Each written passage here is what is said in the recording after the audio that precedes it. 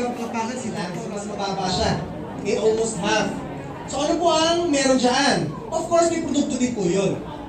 Okay, yung produkto po, pinakamababa, 8,620. Mamili ka na lang po ng package ang gusto mo. Tama?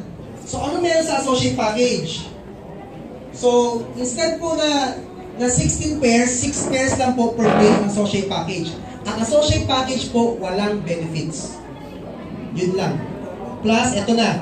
So, kaya po, ang per day mo is 12,000 lang, kaya in 1 month, 360 lang yan. Kung i-compare mo sa global package, ang layo. Tama po ba? Correct?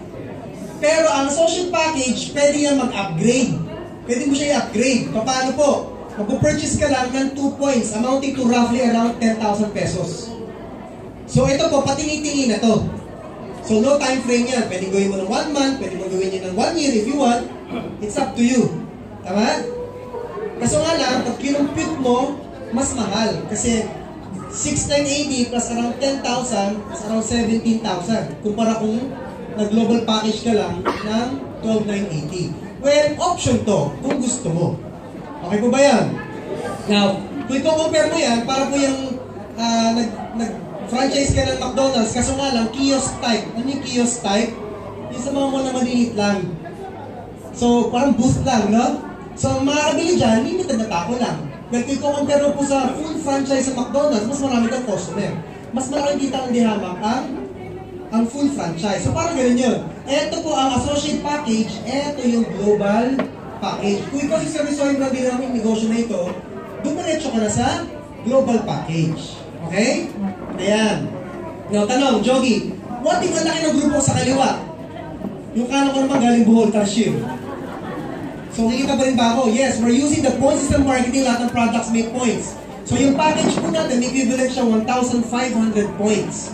So, meaning pa nag-join dito, bumili po ng product, pumasok din sa kaliwa. Pag may nag-join sa kanan naman, yung points na yan, papasok sa kanan. Ang company po, ang tinitrace niya po talaga, yung points mo sa left and right. Pag meron siya nakitang 1,500, meaning sa left and right, sabihin po nun, pair yun.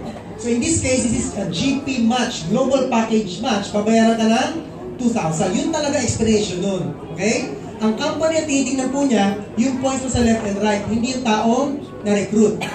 Now, tanong, what if Jogi, ang nag-join naman dito, hindi po global package, associate package lang. Ang equivalent po ng associate package is 750 lang, kalahati.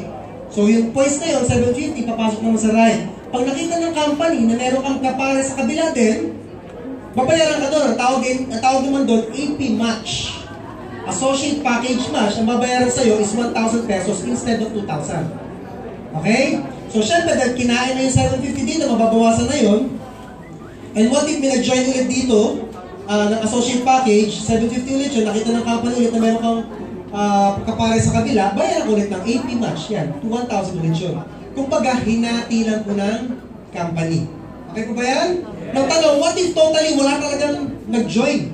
Itong mga tao to, kanina nag-recruit, bibili ng produkto? Yes, yung products po may equivalent na points. So, yung points po na yun, iipunin ng company, no time frame, no quota. Pag yun ang total din ng 1,500 points, tawag doon product match, babayaran ka ngayon ng 2,000 ulit. So, ang tao, pwede pa sa tao, tao sa products, and products sa products because of the point system. Maganda po ba ito? Kanya po lahat, pati position nyo, pati income mo, pati grupo. Maganda po ba yung gano'n? In-entrance. Palapang nyo naman yun. So, 10 days kami dyan, no? Sa punta ko ng Malaysia, Singapore, and Thailand. All expect. Then, nakapunta rin ako Taiwan, may grupo po ako doon. Nakapunta rin ako ng Kuwait. 2012 naman ito. Ito yung mga leaders ko doon. And then, America po, 4 na beses rin po, pabalik-balik. So, pag na-hit mo to, i-ask ka ng company for your visa. So, nabigyan po kami ng 10 years po to ba yung visa. Okay? Yung mga pinuntahan po namin, Hollywood.